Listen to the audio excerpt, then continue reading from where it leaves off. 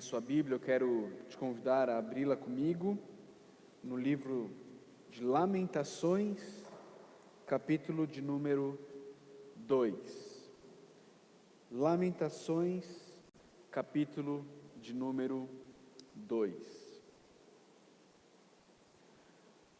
Antes de nós lermos o texto, olharmos o texto propriamente dito, eu quero lembrá-los um pouco do contexto, não é?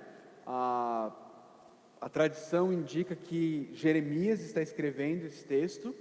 Na verdade, o título do livro na Bíblia hebraica não era Lamentações, mas era aquele como. Lembra que eu falei semana passada, aquela palavra típica de velório, de uma palavra fúnebre, aquele era o título do livro, como.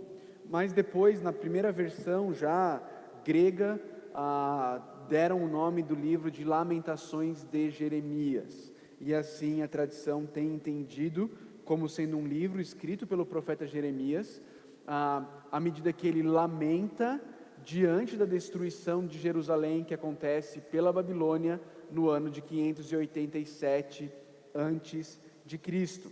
Eu falei semana passada, quero lembrá-los, que Deus havia feito uma aliança com Israel, uma aliança condicional, e essa aliança nós encontramos ali em Deuteronômio capítulo 28, onde ele faz algumas promessas a Israel, promessas onde haveriam bênçãos, mas também haveriam maldições, e que tudo era condicional, era algo que tinha essa cláusula condicional: se vocês obedecerem fielmente ao Senhor. Semana passada também nós vimos que o profeta Jeremias vinha chamando o povo ao arrependimento. Nós vimos lá no capítulo 5 ele dizendo: olha, percorram as praças, achem alguém que seja justo, achem alguém que obedeça, que fale a verdade, que haja com honestidade. E ele mostra para a gente como não havia ninguém lá em Israel, em Judá, em Jerusalém, fazendo o que era certo aos olhos do Senhor. O povo estava perdido, o povo não ouvia os profetas, o povo dizia: nada disso vai nos acontecer, os profetas são como vento, que aconteça com eles o que eles estão dizendo para a gente. E assim os anos se passaram, algo em torno de 300 anos de misericórdia divina, chamando o povo ao arrependimento. Isaías, Sofonias, Abacuque, Jeremias, chamando o povo ao arrependimento, e o povo dizendo: esqueça os profetas, Deus não vai fazer isso com a gente, vamos viver do jeito que a gente quer. E então, semana passada nós começamos a ver as consequências do povo escolhendo viver do jeito que eles queriam. Quero orar com vocês, e aí nós vamos olhar para o capítulo 2 de Lamentações. Santo Deus, Senhor, eu quero pedir, Deus, por misericórdia para esse tempo juntos aqui. Pedir que o Senhor me use, apesar das minhas limitações, para tentar realmente explicar e aplicar o texto da Tua Palavra ao Teu povo, vivendo hoje, nos dias em que nós estamos vivendo, 2020, abril de 2020, no meio de tanta confusão, no meio de tantas coisas que nós não entendemos, tanta coisa que a gente está se perguntando o que está acontecendo, por que está acontecendo. Que o Senhor nos ajude, Deus, que o Senhor derrame misericórdia e graça sobre nossas vidas, que possamos ler o que aconteceu ali com Jerusalém, e possamos tirar algumas lições preciosas, valiosas para nós nessa noite, Pai. Por favor, nós oramos em nome de Jesus. Amém. Queridos, o texto que está diante de nós é um texto um tanto quanto semelhante ao texto que nós estudamos semana passada. Mais uma vez, é uma poesia hebraica. O livro de Lamentações é formado de poesias, e as 4 primeiras poesias são poesias feitas num formato de acróstico. Você tem 22 versículos, porque o alfabeto hebraico tem 22 letras, e o autor do texto de Lamentações começa cada versículo com uma das letras do alfabeto hebraico. Infelizmente, nas nossas traduções, a gente não tem como ter essa percepção, e na tradução que eu uso, eles começaram o capítulo 1 omitindo a palavra com a qual de fato Jeremias começa o capítulo 1, o capítulo 2, o versículo 1 do capítulo 2. Ele usa exatamente a mesma palavra que ele usou no início do capítulo 1, a palavra como. Essa palavra que nós vimos é uma palavra própria de funerais, própria de momentos fúnebres. Jeremias começa de novo com essa palavra. Como o Senhor cobriu a cidade de Sião com a nuvem da sua ira. Jeremias começa aqui com uma passagem extremamente sombria, dizendo que a ira de Deus era como uma nuvem cobrindo Sião.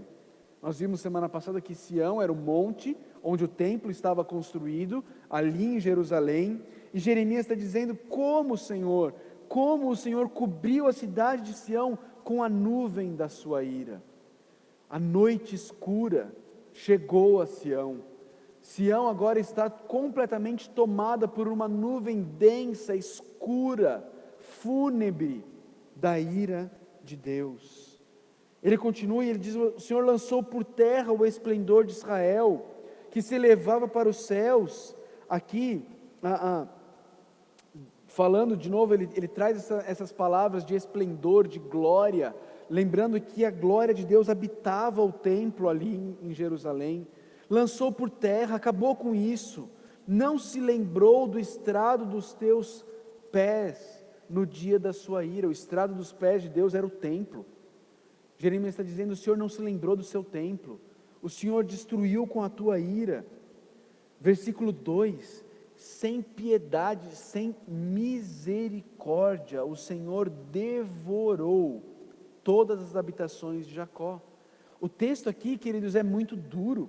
O texto aqui usa palavras que não são usadas para falar sobre Deus em praticamente nenhum outro lugar das Escrituras. O texto aqui diz que o Senhor devorou. Nas Escrituras Sagradas, o devorador é sempre o inimigo, mas aqui quem devora é o próprio Deus. O Senhor sem piedade, sem misericórdia. Aqui é interessante e é importante lembrar, sim, sem piedade, após 300 anos falando para eles: se arrependam, não andem mais nesse caminho, mudem de caminho. Sem misericórdia, o Senhor devorou todas as habitações de Jacó, e em sua ira destruiu as fortalezas da filha de Judá. Derrubou o chão, desonrou o seu reino e os seus líderes. De novo ele fala de ira. Em sua flamejante ira, cortou todo o poder de Israel. Retirou a sua mão direita diante da aproximação do inimigo. Queimou Jacó como um fogo ardente que consome tudo ao redor. Jeremias está descrevendo uma cena de devastação. Jeremias está descrevendo aqui uma cena terrível, uma cena onde o próprio Deus está devorando, queimando, destruindo tudo em Jerusalém. E aqui no versículo 4 ele chega talvez ao ápice dessa descrição, quando ele diz assim: como um inimigo preparou o seu arco. Ele descreve a Deus sendo o próprio inimigo de Israel. Como um inimigo, ele tem devorado. De novo ele usa o verbo que normalmente só era usado para o inimigo e não para Deus. Aqui ele diz: Adonai é como um inimigo. Ele tem devorado Israel, tem devorado todos os seus palácios, destruído as suas fortalezas, feito multiplicar os prantos e as lamentações da filha de Judá. Ele usa essas expressões, né? Filha de Sião, filha de Judá. Aqui, isso tudo se refere a Jerusalém e às cidades ao redor, de Jerusalém. No versículo 6 ele diz: ele destroçou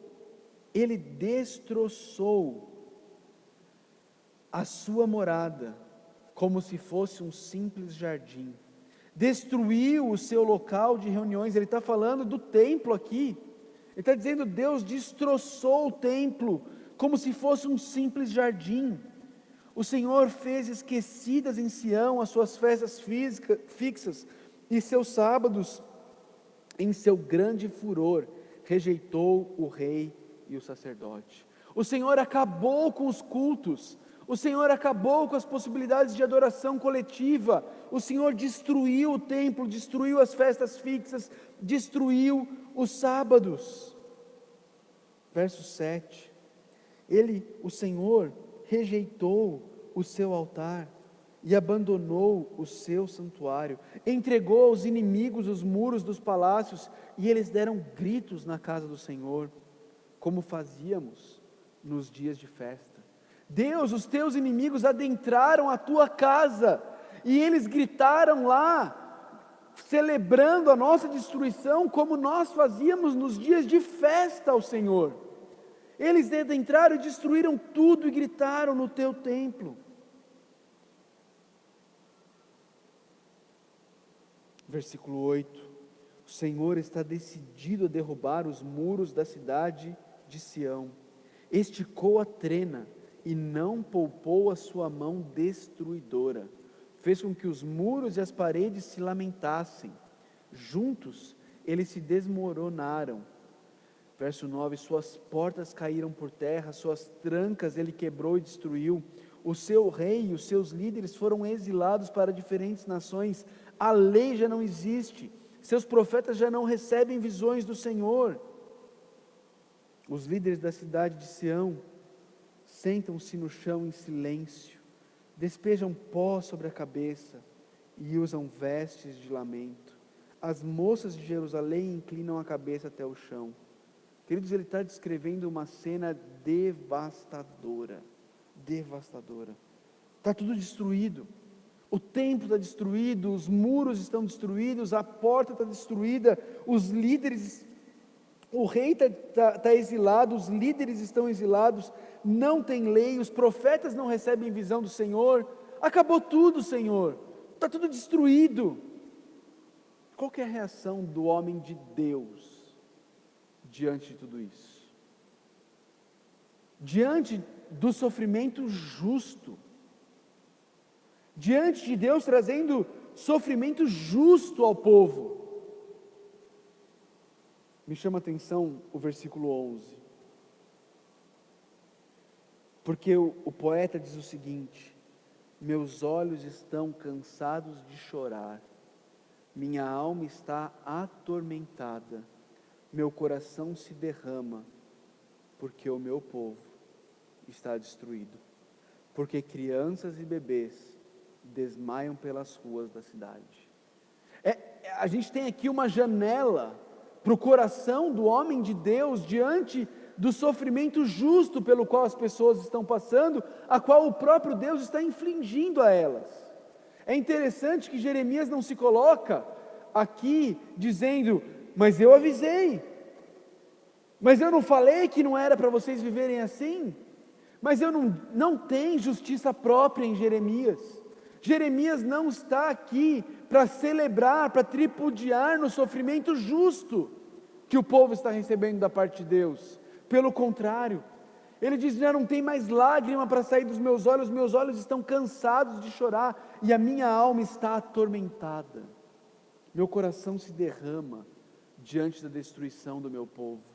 Jeremias não celebra, Jeremias não se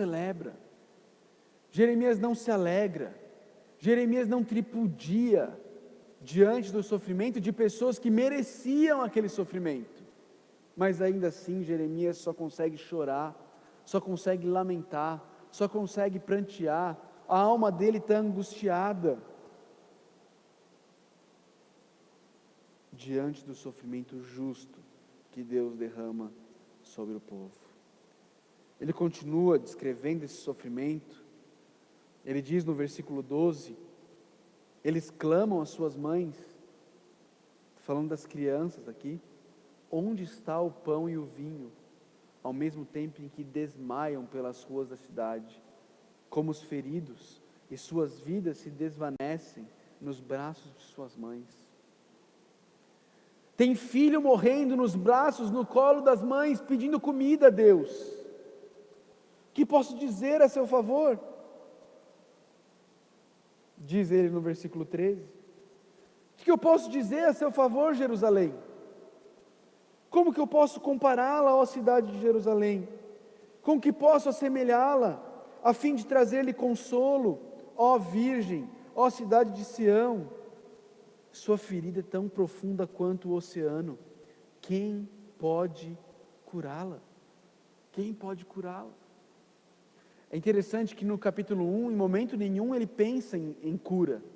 No capítulo 1, em momento nenhum, ele para falar sobre algum caminho de saída de tudo isso. Ele não toma tempo para propor nada, ele só lamenta. Mas aqui ele já começa a pensar em algumas coisas. Ele já começa a pensar, será que tem algum caminho? Por que chegamos onde chegamos? E será que temos algum lugar para ir? No versículo 14 ele faz uma avaliação. Ele diz: as visões dos seus profetas eram falsas e inúteis. Eles não expuseram o seu pecado, o que poderia ter evitado o seu cativeiro. As mensagens que eles lhe deram eram falsas e enganosas. Queridos, eu em momento algum estou aqui dizendo que nós estamos vivendo aqui hoje, em Caldas Novas, no Brasil e no mundo em 2020, o que Judá estava vivendo lá no ano 587. São situações completamente diferentes. Mas se eu tenho orado por algo em relação a esse tempo em que nós estamos vivendo, é que Deus abra os olhos daqueles que insistem em ouvir pregadores que não chamam as pessoas ao arrependimento, pregadores que passam a mão na cabeça das pessoas do pecado, pregadores que insistem em falar sobre um Deus que é só graça, que nunca é santo, que nunca é juízo, um Deus que não chama ao arrependimento, mas um Deus que está aqui para te fazer prosperar, para te fazer com que nada de mal te aconteça.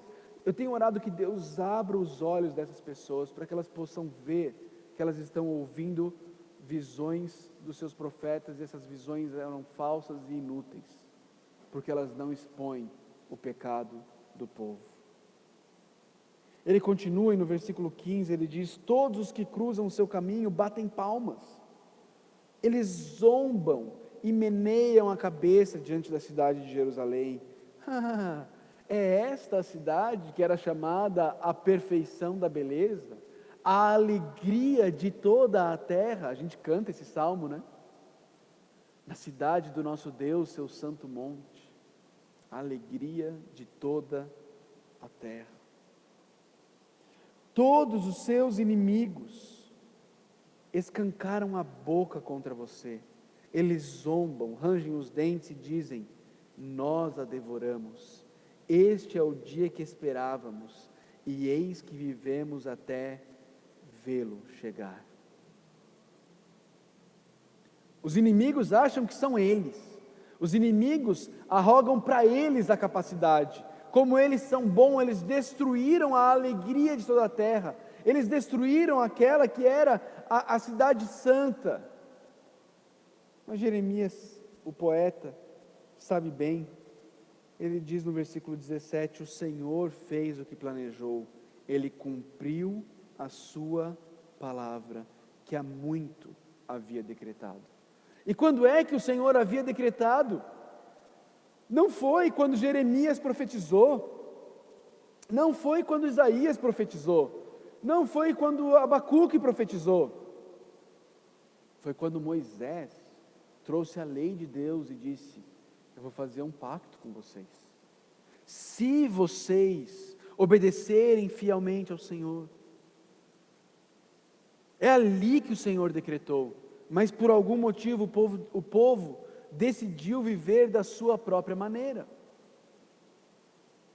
Então o Senhor derrubou tudo sem piedade, permitiu que o inimigo zombasse de você, exaltou o poder dos seus adversários. A situação é terrível, queridos. A situação é terrível. A gente não tem a menor ideia do que é viver numa situação dessa. Numa situação em que, por meses, comentaristas falam em 19 meses, os babilônios cercaram a cidade, nada entrava e nada saía. Imagina, você ficou 15 dias na sua casa, com internet, água encanada, luz elétrica, geladeira cheia, e você não aguentava mais ficar lá dentro. 19 meses sitiados. E então, quando você já estava passando de fome, quando seus filhos estavam clamando por comida e desfalecendo nos seus braços, os inimigos então entram em Jerusalém e destroem tudo, matam os sacerdotes dentro do templo, zombam do templo do Senhor, destroem todo o templo, toda a cidade, o muro, as portas, tudo é destruído, tudo aquilo que você conhecia e naquilo que você confiava é destruído. Muitos comentaristas dizem que o povo de Jerusalém não acreditava que Jerusalém poderia ser destruída, porque no passado, quando tentaram, Deus impediu. Um de seus reis, inclusive, fez um túnel que trazia água para dentro da cidade, e assim, mesmo sitiada, a cidade conseguiu sobreviver por muito tempo. Então muitos não acreditavam que alguém conseguiria tomar Jerusalém. Mas por causa da ira de Deus, Deus permite que Jerusalém seja tomada. E aqui, queridos, a partir do versículo 18, o poeta vai começar a vislumbrar um caminho. Aqui ele vai começar a dizer: Jerusalém, tem algo para você fazer agora. E ele diz assim: o coração do povo clama ao Senhor. Ó muro da cidade de Sião, corram como um rio as suas lágrimas, dia e noite. Não permita nenhum descanso, não se permita nenhum descanso, nem dê repouso à menina dos seus olhos. Levante-se e grite no meio da noite. Quando começam as vigílias noturnas, derrame o seu coração como água na presença do Senhor. Levante para Ele as mãos em favor da vida dos seus filhos, que desmaiam de fome nas esquinas de todas as ruas. O caminho que o profeta, o poeta, traz aqui para o povo é: derramem o coração de vocês como água diante do Senhor. Clamem a Deus, orem ao Senhor pelos seus filhos. Ele não consegue vislumbrar nenhum outro caminho. O único caminho que o poeta vê é: voltem-se para o Senhor. O único caminho que o profeta vê é: aquele que o devorou é o único que pode te restaurar.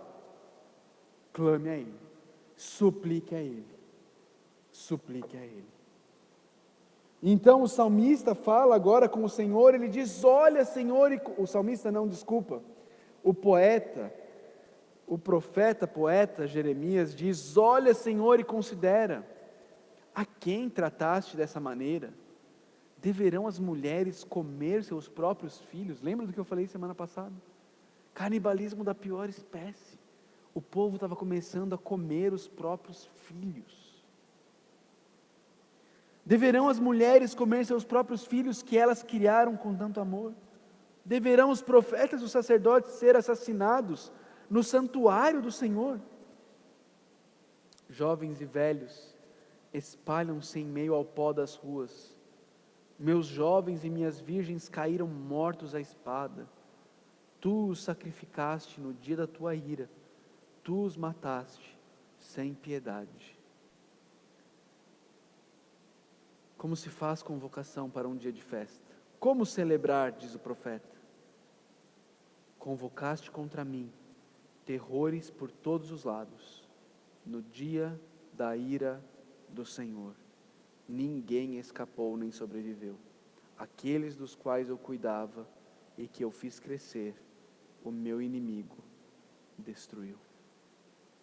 Esse é o lamento do profeta. Esse é o lamento do profeta. Aqueles dos quais eu cuidava e que eu fiz crescer, o meu inimigo destruiu.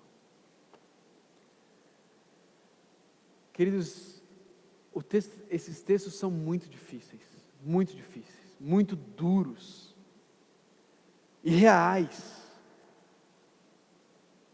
O profeta trata uma realidade nua e crua, que ele não esconde nada. E é difícil só de ler isso daqui. Só de ler, não dá nem para imaginar mães comendo seus próprios filhos. É algo inimaginável. Mas é algo real, é algo histórico, é algo que aconteceu. E é algo que foi feito pelo próprio Deus. O que a gente aprende com isso daqui? O que a gente aplica e implica para as nossas vidas, à luz do sofrimento que Israel, que Jerusalém viveu no ano 587? Primeira coisa que a gente precisa se lembrar, queridos, Israel é uma nação única. É uma nação única. Não existem outras nações como Israel. Não existe, você não pode olhar para qualquer coisa que acontecer em qualquer país do mundo e falar, está vendo, Deus está fazendo lá o que Ele fez com Israel. Não, Deus não está, porque Deus não fez uma aliança condicional com nenhuma outra nação do mundo. Deus fez apenas com Israel. Essa aliança condicional que Deus fez, trazia uma série de benefícios para Israel. A terra vai ser sempre de vocês, ela vai manar leite e mel, você vai produzir. Depois Deus promete um reino que não teria fim. Deus promete uma série de coisas a Israel, que Ele não prometeu a nenhuma outra nação. Deus não tem nenhum outro povo físico que não seja Israel. Nenhum.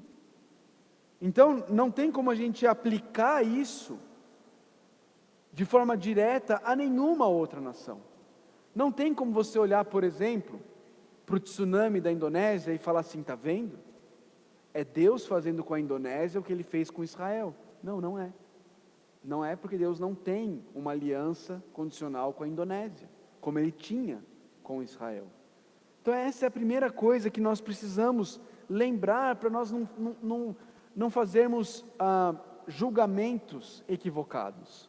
No meio de tudo que a gente está vivendo, muitas pessoas pegam textos do Antigo Testamento e falam assim, é isso aqui, Deus está fazendo de novo. Não, aquilo que Deus fez com Israel, Deus não está fazendo com a gente hoje, porque o Brasil não é o povo de Deus, o Brasil não é a nação de Deus, nem a China, nem os Estados Unidos, nem nenhuma outra nação. Isso é importante lembrar.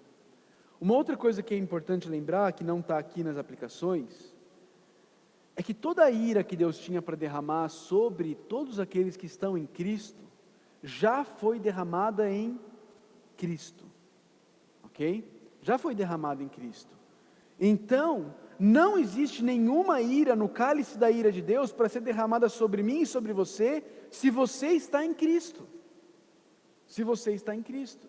Porque esse Deus, que derramou a ira dele sobre um povo que Ele alertou por 300 anos, sem ser ouvido, esse Deus, extremamente paciente, misericordioso, tardio em se irar, Ele amorosamente providenciou um sacrifício no meu lugar e no seu lugar, do próprio Filho dele, e derramou a ira que eu e você merecíamos em Cristo.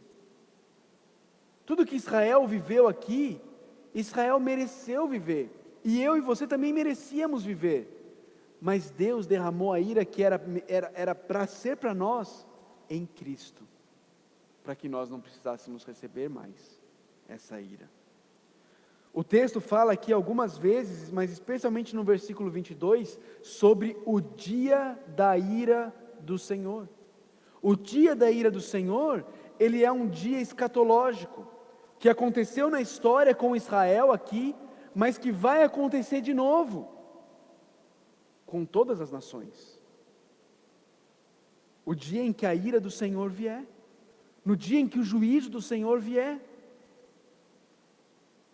mas que não sobrecairá e não cairá sobre aqueles que já estão em Cristo. E aqui eu preciso dizer para você, se você não está em Cristo, corra para Ele.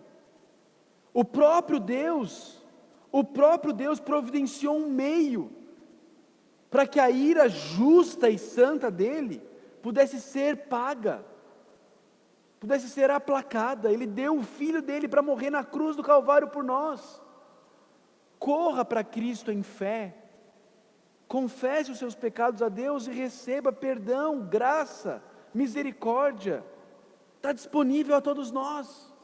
Corra para Ele, corra para Cristo, olhe para Cristo crucificado e reconheça que aquela cruz era tua pelos teus pecados, e abrace o perdão e a salvação que só existe em Cristo Jesus.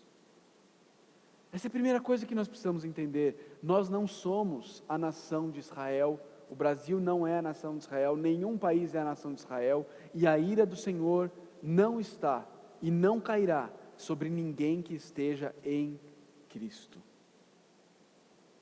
E isso são boas notícias, isso são ótimas notícias, é isso que nos traz paz. Segunda aplicação: os caminhos do Senhor são incomparavelmente mais altos do que os nossos. Queridos, eu e você, nós lemos o que nós lemos aqui, e não tem como dizer que a gente consegue entender isso daqui. Nós olhamos para isso daqui e a gente fala assim: Deus, mas precisava disso aqui mesmo, precisava disso mesmo. Mas queridos, os caminhos de Deus são incomparavelmente superiores aos nossos. Nós não temos como entender a mente de Deus, nós não temos como sondar os caminhos do Senhor. Ele é o Criador dos céus e da terra. Seria petulância da nossa parte dizer que a gente pode colocar Deus numa caixinha e chegar a uma conclusão definitiva e dizer: agora eu entendo tudo sobre Deus. O dia que você entender tudo sobre Deus, Deus deixou de ser Deus. Os caminhos dele são infinitamente superiores, nós não conseguimos entender. Mas a Bíblia afirma várias coisas de forma clara, e aqueles que creem em Deus, creem nisso, que Deus é santo, Deus é justo, que o pecado precisa ser punido porque Deus é santo e justo. Pensa num juiz que olha para alguém que comete um crime horrendo, e fala para essa pessoa: não, olha, eu sou uma pessoa boa, eu sou uma pessoa amorosa, então olha, não tem problema não, só vai e não faz de novo, tá bom? Ele estaria sendo justo? Ele não estaria sendo justo. O pecado precisa ser punido. Mas é fato que a gente olha para isso daqui e a gente fala: caramba, Deus, precisava mesmo. A gente não consegue entender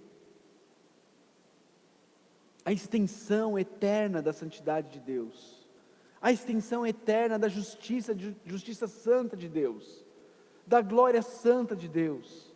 Nós não conseguimos entender. Não tente entender. Não tente entender. Eu não creio que Deus nos chama a entender. De novo, porque se algum dia você disser que você entendeu, você reduziu Deus a algo menor do que o que Ele de fato é.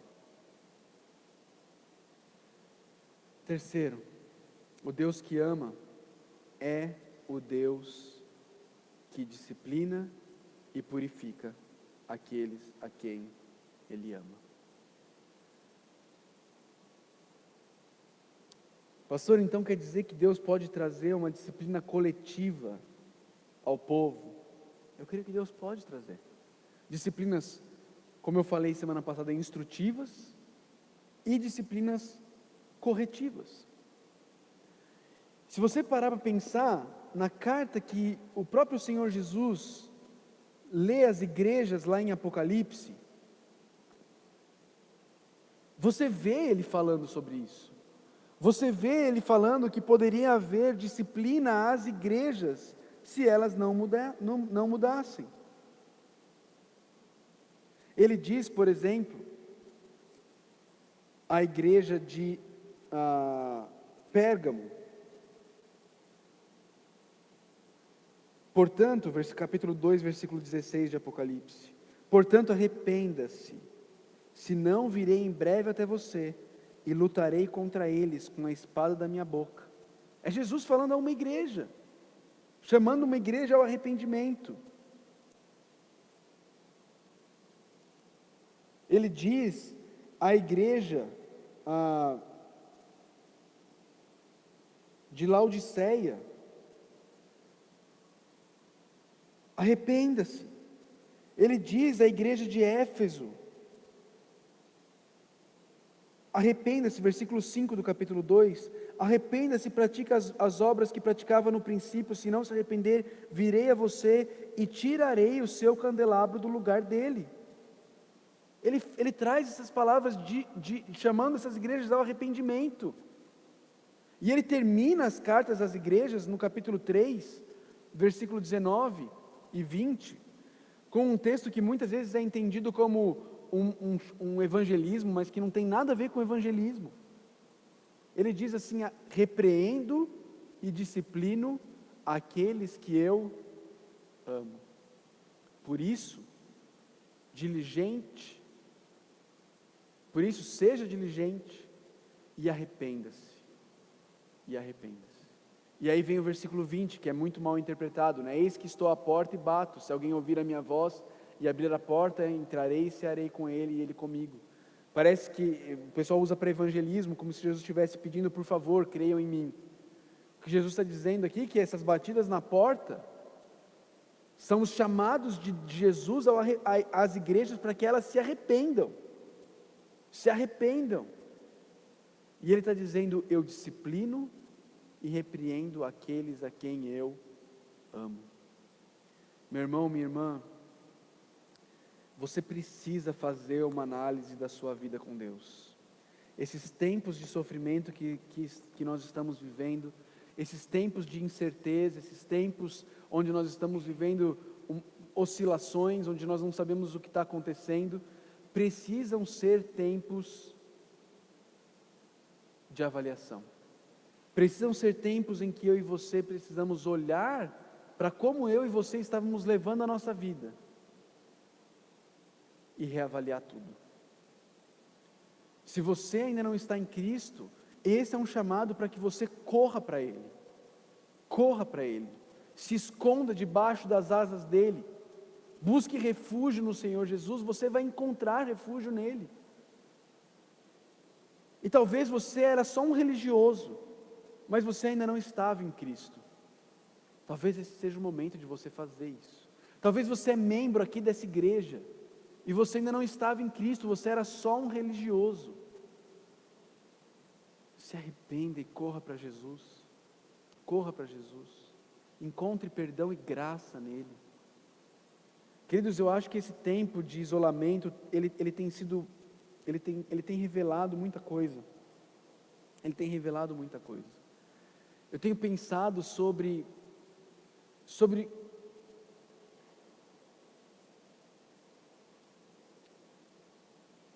como o fato de nós não estarmos tendo reuniões presenciais tem revelado de que para algumas pessoas a igreja era apenas um evento que elas frequentavam no domingo. E como esse evento não está acontecendo mais, elas não estão mais vivendo como igreja, porque não era uma família, era apenas um evento.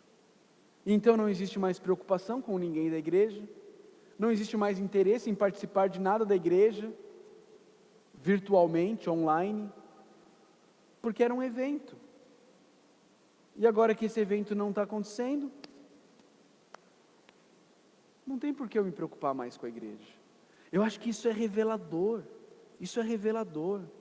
e esses tempos precisam ser usados para abrir os teus olhos. Não endureça o seu coração, mas deixe o Espírito Santo de Deus quebrar o teu coração nesse momento, para que você perceba quão longe de Deus você tem vivido, ainda que você estivesse frequentando a igreja todos os domingos. Essa tem sido a minha oração. Esses 2 capítulos que nós lemos, estudamos nessa semana no livro de Lamentações, são bem menos conhecidos do que o próximo capítulo. Mas eles trazem um alerta para a gente. Eles trazem um alerta para a gente. Nós precisamos dar ouvidos à palavra de Deus. Nós precisamos deixar a palavra de Deus moldar o nosso viver. E nós não podemos viver religiosamente, indo à igreja, ouvindo pregações que entram por aqui e saem por aqui, mas continuando a viver do jeito que nós queremos, falando, não, Deus não vai fazer nada disso, não. Meu amigo, minha amiga, meu irmão, minha irmã, Deus nos ama e Ele não nos deixará entregues a nós mesmos. Ele não nos deixará entregues a nós mesmos. Arrependa-se e busque o Senhor enquanto é tempo. Essa é a palavra do Senhor para nós nessa noite. Vamos orar. Senhor Deus, eu quero pedir ao Senhor misericórdia e graça para esse tempo que vivemos. Senhor, estamos perdidos, estamos sem saber o que fazer, estamos muitas vezes angustiados, atordoados, preocupados, inseguros. Nós queremos clamar ao Senhor, Deus. Queremos clamar ao Senhor por misericórdia. Queremos clamar ao Senhor pelos nossos filhos. Queremos clamar ao Senhor pela nossa igreja. Queremos clamar ao Senhor pelo nosso país, pelos nossos familiares, pelas nossas vidas. Senhor, tem misericórdia de nós, Deus. Abre os nossos olhos, Pai.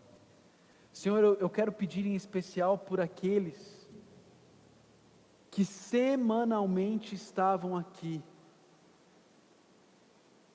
mas que desde que os cultos não puderam mais existir, parecem que não fazem mais parte dessa igreja. Senhor, toca o coração desses irmãos queridos, abre os olhos deles, faz-os perceber que eles estavam num relacionamento equivocado com a Tua igreja. Por favor, Senhor, ajude-os a perceber que a igreja é a família que o Senhor deu para eles, e não um evento para eles frequentarem semanalmente. Ó Pai, tem misericórdia de todos nós. Ajuda-nos a avaliar o nosso coração e a repensar os nossos comprometimentos, a repensar as nossas lealdades, a repensar as nossas prioridades.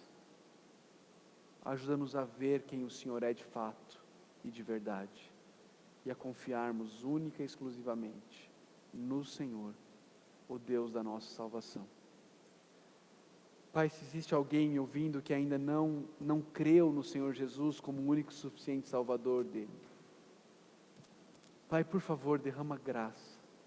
Ajude-o a perceber que toda essa ira derramada sobre Jerusalém foi uma ira justa, e que o Senhor graciosa e misericordiosamente proveu Jesus Cristo, para que uma ira ainda mais terrível, uma ira eterna, não precisasse ser derramada sobre mim e sobre esses que estão me ouvindo, porque o Senhor proveu Jesus, e agora só o que o Senhor nos chama a fazer é nos arrependermos e crermos em Jesus como nosso único e suficiente Salvador.